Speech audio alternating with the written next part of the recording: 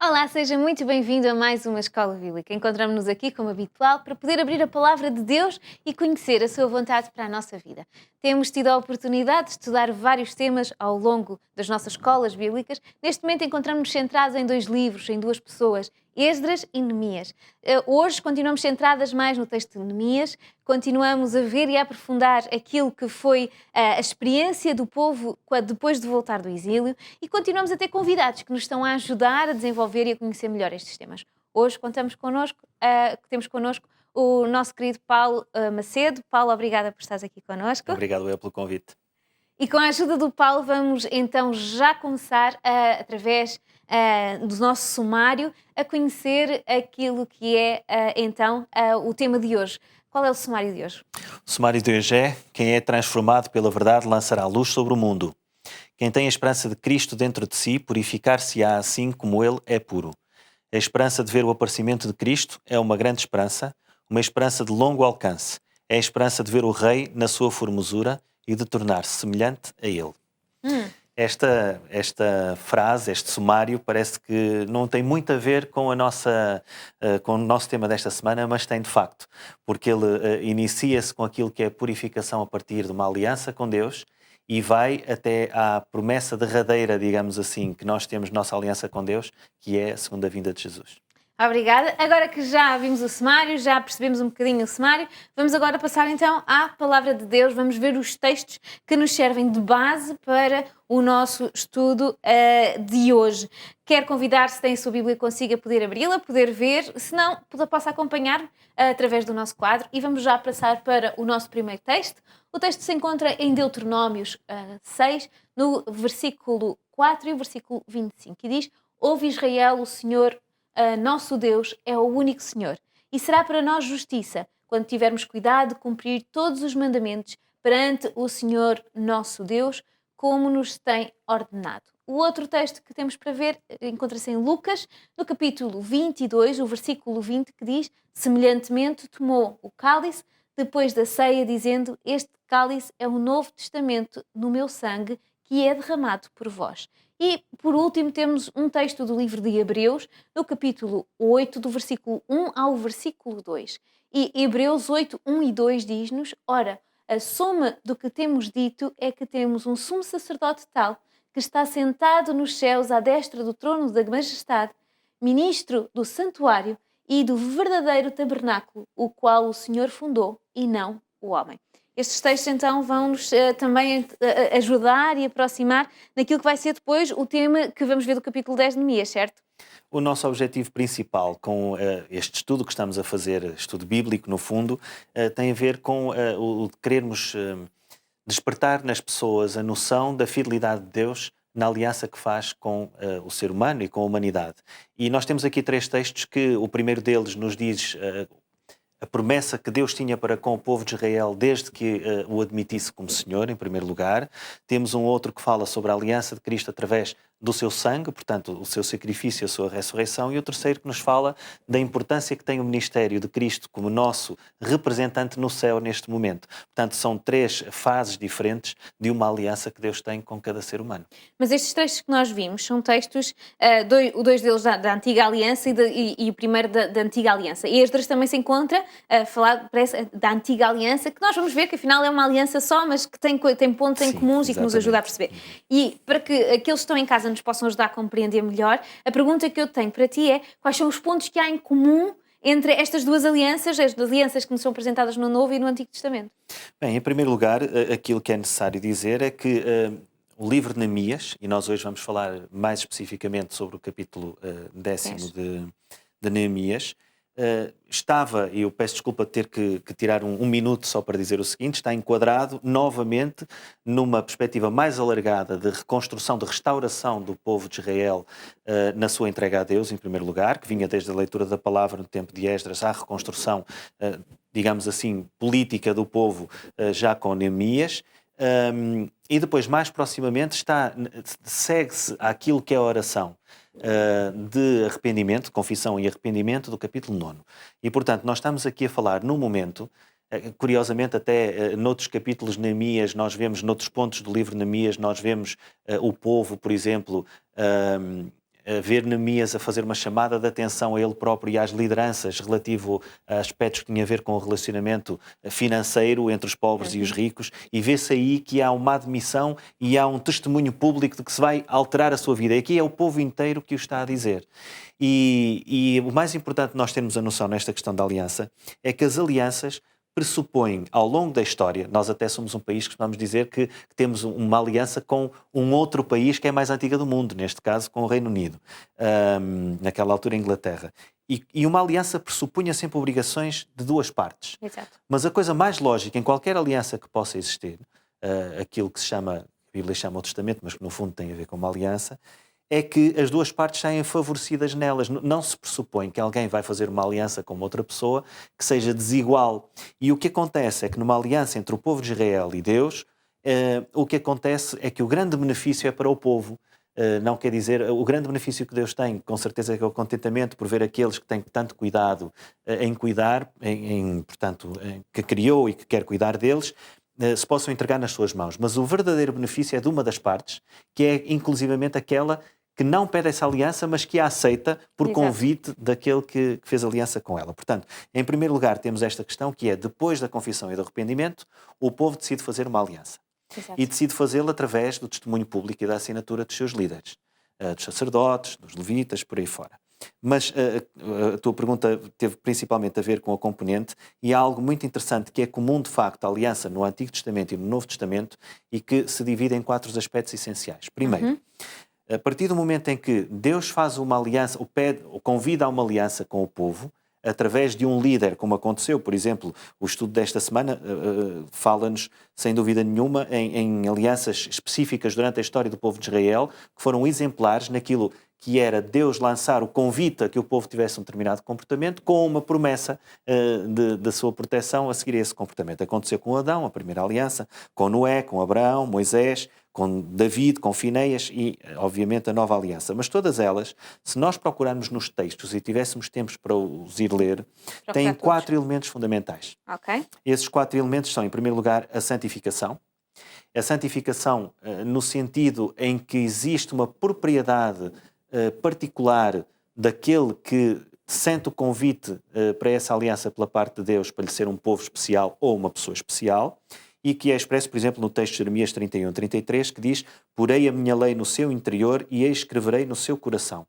E naquilo que Deus pretende relativamente à aliança com cada ser humano, ou com aqueles que coletivamente o decidirem seguir, é que não exista uma pressão externa para o seguirem, digamos assim, mas que realmente seja uma motivação interior, voluntária, de entrega completa. E daí a expressão, que podemos comparar com Hebreus 8, no versículo 10, de que a lei, o desejo de Deus, nesta aliança, é que a lei possa estar no coração. E não em qualquer fórmula ou texto que nós possamos ir consultar, e para o conseguir fazer, obviamente, que temos que seguir a palavra de Deus, mas que seja algo de voluntariamente entregue a Deus. O segundo elemento muito importante é a reconciliação. No mesmo texto de Jeremias diz: eu serei o seu Deus e eles serão o meu povo. Ou seja, o que acontece é que, utilizando uma fórmula futura, houve algo que se quebrou. Quando nós queremos reconciliar-nos com alguém, o apóstolo Paulo faz o apelo a reconciliai-vos com Deus, quando nós admitimos que há algo que se quebrou. Esse algo que se quebrou não tem só a ver com o nosso comportamento pecaminoso que nos separa de Deus, mas tem a ver com a própria, o que é verdadeiro, mas tem a ver também com a própria condição em que, desde Adão e Eva, e a partir do erro que tiveram relativamente à falha na sua obediência, nós de facto precisamos de uma reconciliação com Deus que só pode ser feita através de Jesus Cristo, que veio encarnando num ser humano, veio demonstrar a sua obediência até à morte e substituir aquilo que era a morte do ser humano, digamos assim. E essa reconciliação é um aspecto muito importante, tanto mais que ela faz, por exemplo, sob o ponto de vista educativo, nós dizemos muitas vezes que, no fundo, o processo educativo é uma restauração, é uma redenção, sob o ponto de vista de nos entregarmos a Deus também, e é também uma reconciliação. Essa reconciliação, muitas vezes, nós admitimos-la, sentimos que precisamos reconciliar-nos com os nossos familiares, connosco próprios, quando vivemos numa tensão interna. Agora fala-se muito no mundo à nossa volta que precisamos nos reconciliar com um estilo de vida que faça com que o ambiente não seja agredido. Quer dizer, a natureza humana está, de facto, num conflito. E esse conflito não tem só a ver com si próprio, tem a ver também com Deus, e essa reconciliação é uma necessidade que nós precisamos de fazer, de responder ao convite de Deus para nos reconciliarmos com Ele. A terceira parte tem a ver com a missão. A missão evangelizadora é uma missão em que nós anunciamos a aliança que Deus quer ter com o ser humano e fazemos-lo hoje anunciando aquilo que é o Evangelho, a morte e a ressurreição de Jesus Cristo. Mas, de facto, aquilo que é dito em Jeremias 31:34, logo no versículo seguinte, é muito curioso porque nos diz que vai haver um momento em que essa aliança será perfeita, em que as pessoas, todos aqueles que aceitam a aliança com Deus, não terão a necessidade de ensinarem a ser ensinados porque são pelo próprio Deus. E diz assim: não ensinará alguém mais ao seu próximo, nem alguém ao seu irmão, dizendo: conhecei ao Senhor, porque todos me conhecerão, desde o mais pequeno deles até ao maior. Nós projetamos, obviamente, isto no momento em que, numa segunda vinda de Jesus, todos poderão viver uma vida com Ele diretamente, mas o que é certo é que o sonho de Deus é conhecer a cada um de nós individualmente, presencialmente, e não necessitando, digamos assim, de mediação pela sua palavra, ou de mediação através dos profetas, ou de mediação através da tal missão, digamos assim, evangelizadora, porque aí isto é uma promessa de Deus de que estará perfeita a sua aliança. E, finalmente, a seguir a santificação, reconciliação e missão. A questão da justificação é também muito importante. Só é possível todos os elementos anteriores se cumprirem quando há o perdão de pecados. É por isso que Jeremias diz: porque lhes perdoarei a sua maldade e nunca mais me lembrarei dos seus pecados. E esta noção de não se lembrar dos pecados, existe uma coisa hoje em dia, nós somos, infelizmente, como sociedade, muitas vezes não conseguimos apegar-nos aos princípios tão fortemente como nos pegamos às emoções. E anda muitas vezes a citar, eu já vi citado muitas vezes, não sei por quem, mas muitas pessoas a dizer uma frase que tem o seu quê de beleza, embora não seja nem tão profunda nem tão bela como esta, que é quando normalmente se diz: olha, eu realmente não lembro-me de ter perdoado, não me lembro o que é que me fez, mas lembro-me de ter perdoado. É uma coisa que se diz muito hoje em dia. É quase como se fosse isto que Deus está a dizer assim: de facto, para esta aliança ser completa, é preciso que eu faça uma parte que prometi fazer, é que todos que se encaminharem a mim sejam perdoados. E só realmente com este perdão, que nós chamamos justificação, com essa consideração de que nós deixamos de ter tudo aquilo que nos separa de Deus através da morte, da ressurreição e da intercessão de Jesus, é que é possível que a aliança se torne completa. Ok, e aqui vimos os elementos das alianças, não é? Da aliança em si. Mas nós hoje estamos focados numa aliança em específico, que é a aliança do capítulo 10 de Neemias. O que é que existe específico nesta aliança que encontramos no texto de Neemias? Muito bem, eu sei que eu compreendo a tua atenção, o nosso tempo está a avançar rapidamente e não entramos no livro de Neemias, mas fazia pouco sentido falarmos sob o ponto de vista histórico daquilo que foi essa própria aliança, sem compreendermos o desejo que Deus tem para cada um de nós. Digamos que nós neste programa invertemos um bocadinho a lição espiritual para o princípio.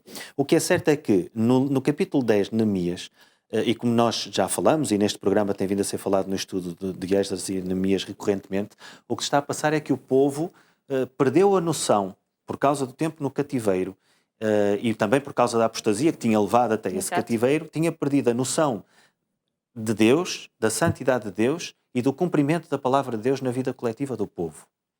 Havia uma série de coisas que Deus tinha instituído, principalmente através dos escritos de Moisés, e que o povo, por simplesmente, tinha deixado de cumprir. Para além de outras práticas que, não tendo rigorosamente a ver com os escritos de Moisés, tinham-se perdido das tradições do povo fundadas na palavra. E o que nós vemos no capítulo 10 de Moisés, de Neemias, é de facto o povo de Israel a fazer um conjunto de pronunciamentos de voltar a uma aliança com Deus face àquilo que é os requerimentos da sua palavra, e que se baseiam basicamente em 4 coisas extremamente importantes. Que nós hoje na nossa sociedade muitas vezes temos dificuldade porque nos parecem comportamentais, mas que são princípios bíblicos muito importantes. O primeiro deles, por exemplo, tem a ver com a solenidade de o povo por inteiro cumprir a vontade de Deus, e que estava posta em causa com casamentos de povos à volta do povo de Israel que não cumpriam a palavra e que estavam a levar a problemas com o povo no cumprimento da sua própria palavra. Nós demos já o exemplo da dificuldade que foi algo tão simples quanto a leitura da palavra, quando muitos entre o povo já não falavam a língua em que a palavra estava escrita. E isto é extremamente importante, porque o que estava a acontecer é que havia, e vamos ver na oposição, já vimos e vamos voltar a ver, na própria oposição ao cumprimento da missão de Neemias, que essas próprias pessoas estavam a ser influentes ao contrário daquilo que era a vontade de Deus e que Deus lhe tinha entregue em trabalho. A segunda tinha a ver com a correta observância do sábado, ou seja, Neemias teve em determinado momento que fazer uma chamada de atenção bastante dura até, porque o que estava a acontecer é que Deus tinha dado uma indicação muito clara através dos 10 mandamentos. Lá está, um mandamento com aliança, em que há uma promessa ligada a uma obrigação, digamos assim, de cumprir da parte do próprio povo, e que tem a ver com a lembrança do dia de sábado. E o que acontecia é que aquele povo aproveitava o dia de sábado também para comerciar, e principalmente para fazer introduzir dentro das muralhas da cidade produtos que eram trazidos por pessoas de outras proveniências, e que Deus estava a dizer que, de facto, o princípio do descanso do sábado era extremamente importante. E nós vemos aqui algo que é particularmente importante. Eu vou gastar aqui 30 segundos nisto, mas eu penso que mais importante do que irmos até ao final é vermos esta questão. O povo judeu tinha sido ensinado por Deus numa coisa extraordinária. O espaço era algo de importante, sem dúvida nenhuma. A reconstrução do templo demonstra isso. Mas nós, como seres humanos, temos muito esta necessidade material de encontrar Deus no espaço. As pessoas vão à igreja, vão à sinagoga, vão à mesquita, vão à natureza, têm um hábito no seu quarto. Procuramos um espaço onde encontrar Deus. Mas Abraham Heschel, que é um famoso rabi judeu, diz que enquanto o homem procura Deus no espaço, Deus encontra o homem no tempo. Ou seja, a maneira como Deus procurou o ser humano e que o ser humano procura intensamente é dando-lhe 24 horas no meio de 7 dias para que daquela forma o possa encontrar em qualquer lugar. E o que aqui nós estamos a ver é, sim senhor, o templo está reconstruído, importante, sem dúvida. As muralhas já estão reedificadas, até estamos a tratar das coisas mais físicas e materiais, mas não se esqueçam de se encontrar comigo no tempo. E vai dizer, não trabalhem, tenham em atenção aquilo que foi dito de que o dia era dedicado a mim e ao serviço de uns para com os outros. Em terceiro lugar, as questões relativas à vida social, sob o ponto de vista financeiro. Nós vimos, em capítulos anteriores, que havia uma grande fatia do povo que estava com dificuldades financeiras. Exato. E é chamada aqui a atenção de tudo aquilo que o povo devia fazer e podia fazer para aliviar esse sofrimento. As questões relacionadas com o ano sabático e o cuidado dos pobres, o 7º ano, não haver colheita para deixar que a colheita fosse feita pelos pobres, as questões relativas à liberdade, todos aqueles que tinham sido servos 6 anos, até o dízimo especial 3 em 3 anos, quer dizer, tudo isto voltou a existir e foi afirmado pelas lideranças em nome de todo o povo. E, finalmente, o apoio financeiro ao templo, que tem a particularidade de ser num momento muito difícil financeiro do povo de Israel, com largos impostos a pagar portanto, ao Império Dominador, à Pérsia, com dificuldades financeiras, mas que eles compreendiam que aquele era um sinal, o facto do templo estar ativo e estar novamente funcional e com... Não se pode dizer em consonância com a glória de Deus, porque a glória de Deus é muito maior do que qualquer templo físico que possamos ver. Mas pelo menos que pudesse fazer jus a todos aqueles que o visitassem, no povo ou fora do povo, para compreender que aquele povo voltava a ter a bênção de Deus. Portanto, foi um momento de grande ânimo e de grande força coletiva, em que eles manifestam que estão dispostos a fazer aquilo que Deus lhes pede relativamente à entrega da nação a Deus. Sem dúvida nenhuma, conseguiste agarrar nos pontinhos todos e explicá-los muito bem, o que acaba por, mesmo sem ler, nós ficamos com uma ideia muito clara daquilo que fala o texto. Mas eu convido a que seja lido, o mais importante é que nós possamos ler. Mas agora, se formos ler, então fica bem claro aquilo que acontece no capítulo 10. Há aqui um assunto que eu gostava de te perguntar, que me respondas com brevidade, mas vou-te perguntar. A aliança normalmente é uma coisa que é como um contrato, não é? Nós agarramos e dizemos que estamos a fazer aquele contrato com Deus. Deus nunca falha a parte dele, mas nós às vezes falhamos. Qual é a esperança no meio desta certeza de que Deus não falha, apesar de nós falharmos? Bom, é verdade, embora um contrato normalmente tenha duas partes que têm responsabilidades iguais, por isso é que a palavra aliança é tão significativa, é o facto de nós vermos que Deus é muito superior a nós. Ele nunca falha, infelizmente o ser humano coletivamente e individualmente acaba por falhar com ele, mas a misericórdia de Deus é tão grande quanto a sua vontade em que nós vivamos de acordo com a sua palavra. Portanto, e aí, de facto, a confiança na misericórdia de Deus, na graça que nos permite estarmos com Ele independentemente das nossas falhas, é aquilo que nos dá esperança, sem dúvida. É agarrar-nos forte nas mãos dele. Obrigada. Vamos só já terminar com a nossa rubrica, porque depois de virmos tudo isto tão denso, temos sem dúvida nenhuma que aprender fazendo. Ok, a única coisa que eu gostava de desejar, aprender fazendo, é ler o pequenino versículo que está em João, no capítulo 6, e o versículo 37, que diz uma coisa tão simples, de forma diferente, mas eu gostaria de dizer hoje com uma paráfrase muito simples. Aquele que se agarra à mão de Cristo, Cristo vai levar até ao Pai. E é com esta promessa, que é uma promessa maravilhosa, de que se nós nos agarrarmos da mão certa, na mão de Cristo, então nós vamos conhecer o Pai, vamos poder estar perto do Pai. É com este convite da parte de Deus que hoje o Paulo nos trouxe, que nós terminamos o programa de hoje. Temos a alegria de poder partilhar estes momentos consigo. Queremos continuar a vivê-los juntos e a descobrir a Bíblia juntos. Por isso contamos consigo. E até lá.